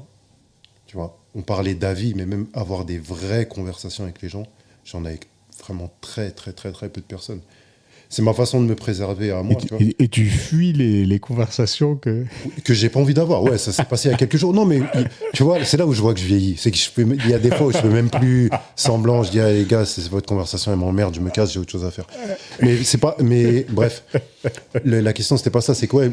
La vie compte forcément parce que j'ai fait en sorte d'avoir un entourage dont la vie compte en fait. Et en dehors de ça, je parle pas. Quand je dis je parle pas avec grand monde. Je détaille un peu, c'est pas je n'adresse la parole à personne, c'est que je n'ai de vraies conversations qu'avec très peu de gens.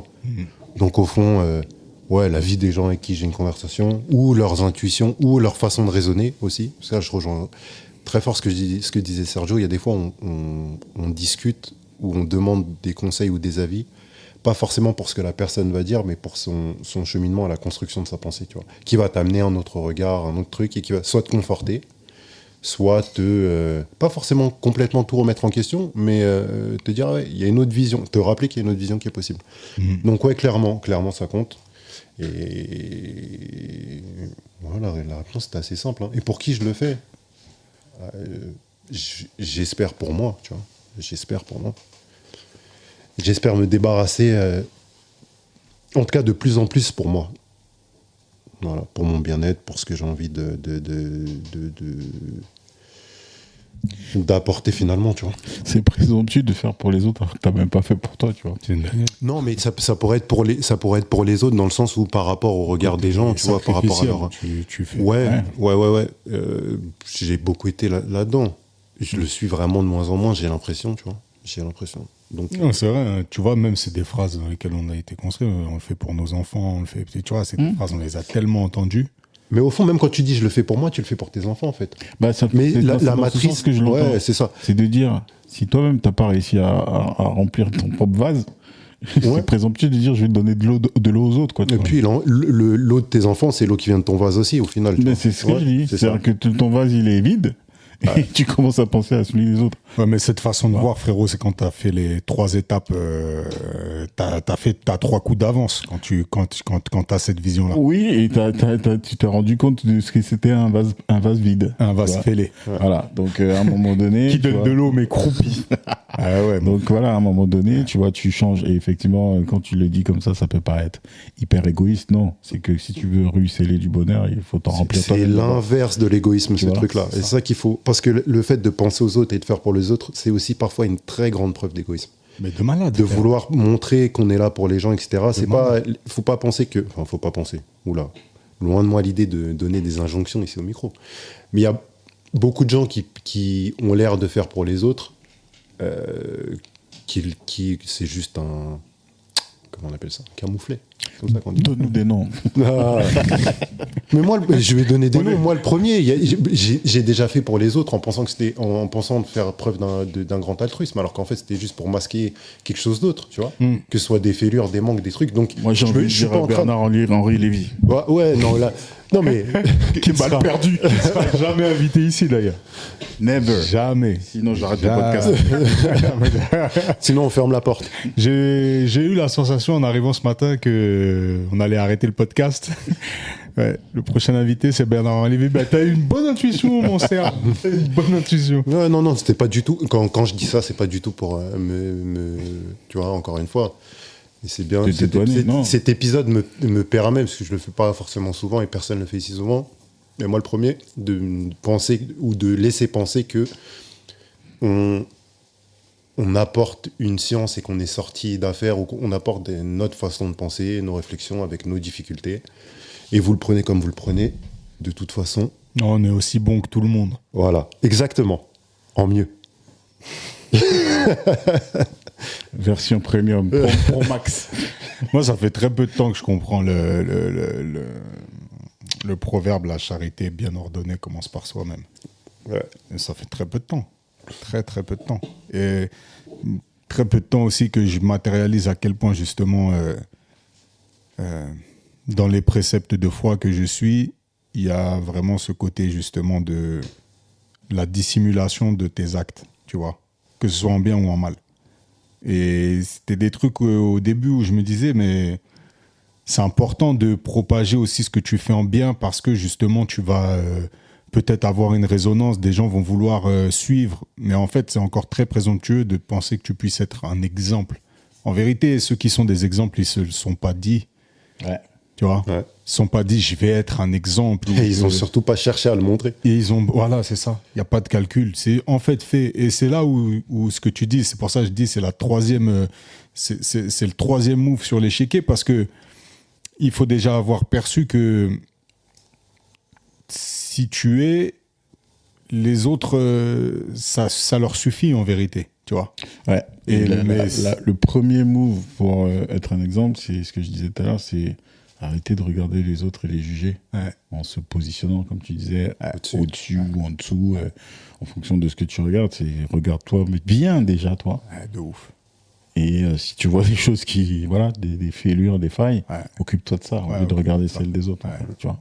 D'ailleurs, ça c'est important, c'est que toutes les failles que tu vois chez les autres, c'est des failles que tu reconnais parce que tu les as toi-même. En général, oui.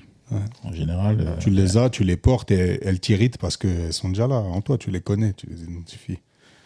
Ouais, c'est comme ça. Autant que les choses que tu admires, c'est des choses que tu as aussi en toi. Mais dis donc, c'est épisode dev perso en fait, hein. Désolé. Hein, Oh, il a dit le mot interdit. on a effacé le podcast. On efface tout.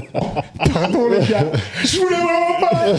C'est ce que j'ai parlé des followers. Ça. C'est la faute de Jessica qui a dit le mot magique. Je lui ai dit, t'as prononcé le mot interdit. Je jure que j'ai pensé à elle quand j'ai dit ce truc-là juste avant, parce que depuis tout à l'heure, je disais, elle nous a dit que c'était le bon alliage entre le l'entrepreneuriat, le développement personnel. Je te jure que Jessica... Mais elle l'a bien dit, parce qu'elle a dit... Elle a dit du développement personnel sans le nommer comme ça. Et lui, il vient, il le nomme comme ça. Désolé. Voyons. Ça fait beaucoup de fautes professionnelles. Jessica, ton Inception a marché. Donc, voilà. Et on est encore là, tous ceux qui nous envoyaient des Inception, quittez pas le navire. Bande de haras. Ouais, il y en a beaucoup. Hein. Et d'ailleurs, je pensais en parler la dernière fois, mais je sais plus, on a été pris dans notre vie ma vie là. On a quand même reçu des messages. Ouais. Des gens qui voulaient pas qu'on arrête pour différentes raisons. Ouais. Et c'était très gratifiant. Ah, merci beaucoup. Merci à vous. Tous ceux qui on arrête quand même à 100. Hein. Ne vous trompez pas. Ça nous a, mais nous 100, les gars. Attends, 10 semaines. 10 semaines, on est en quoi là, on est début juillet. Allez, si on arrondit, on va dire 3 petits mois, quoi. En fait, en vrai. À mon anniv au moins. Non, en vrai, ce serait cool d'en faire 104. Comme ça, on fait 2 ans plein, tu vois. Ouais, 104, c'est beau. 104, c'est beau. En plus, c'est un chiffre chelou, 104. Ouais, ils se sont pas arrêtés à 100. Ils négocient 4 comme ça. Non, franchement, c'est là que je vous dis, bon, l'été, on va faire 4 épisodes de 30 minutes. Non, mais je réfléchissais à ça l'autre jour quand on parlait des 100 épisodes. Je me suis dit, mais au fait, 104, au moins qu'on fasse 2 ans, tu vois. On est là. Le 104, il n'y a pas un truc qui s'appelle le 104 Si, il y a un lieu culturel qui s'appelle le 104. Ça me dit quelque chose. Ouais. Peut-être on peut fêter ça à la fin, avec le 104 avec une exposition de démasqués. Ce serait lourd.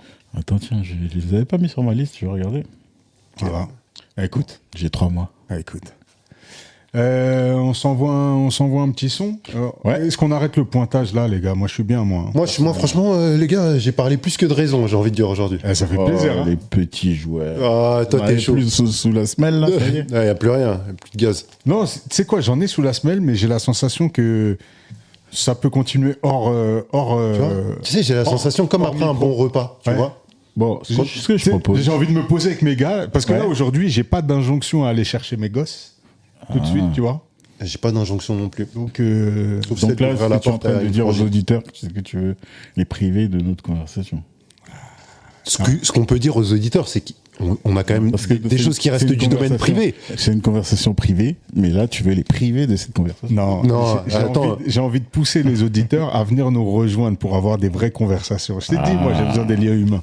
Donc, moi, Jessica, je te salue parce que j'ai reçu le message. C'est la première participante à la colo pour adultes. C'est elle qui a dit, je pose le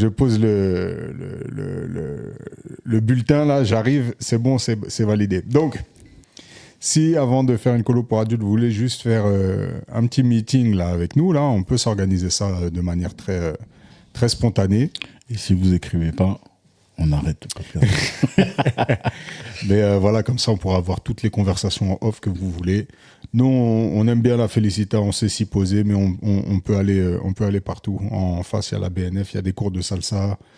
Kizomba, bachata. Voilà. Moi, personnellement, je danse pas du tout, mais je me ferai un plaisir de discuter avec vous et de vous rencontrer. Donc voilà, on peut lancer cette invitation et si ça a une résonance, ça se fera. Et puis voilà. Sinon, j'organiserai un truc. Je vais commencer à organiser des petites choses là. Qui lient les humains. Sergio, t'as un son encore, t'es full DJ là? Moi j'ai rien, les gars, j'ai rien. Ouais, t'as rien depuis des semaines, frérot. Si, j'ai sorti des trucs la semaine dernière. Ouais, t'es revenu avec un comeback, un son que t'avais déjà envoyé. Très bon au demeurant. J'ai envoyé Niro et Ben TLG. Ah ouais, d'accord. Non, toi, il faut qu'on te coupe les platines, toi. Est-ce que j'ai un truc? Est-ce que j'ai rajouté quelque chose? Sûrement. Si ça traîne, j'appuie sur le bouton. Vas-y, appuie. Ouais, tu peux envoyer, frérot. Ça va te parler en plus, Féfé. Les amis, on est probablement, sûrement, on ne sait jamais, amenés à se revoir. Et d'ici là, prenez soin de vous. Peace. Peace.